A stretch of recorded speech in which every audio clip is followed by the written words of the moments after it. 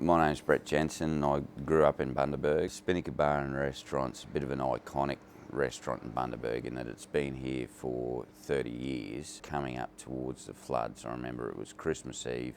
It was our last day of trade.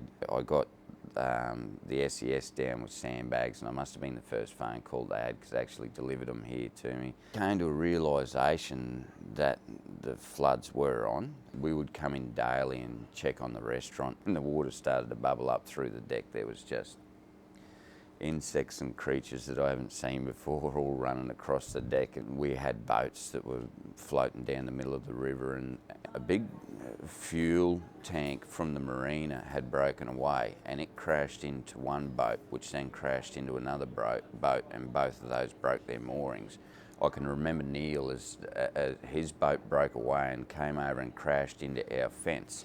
So we tied Neil up to the restaurant. As the waters would rise, we'd just move his boat further and further up to the point where we actually ended up pulling it up into the car park at the front of the restaurant, and that's where he stayed for the height of the water. And it wasn't until the waters went down that the realisation hit of what we've just been through.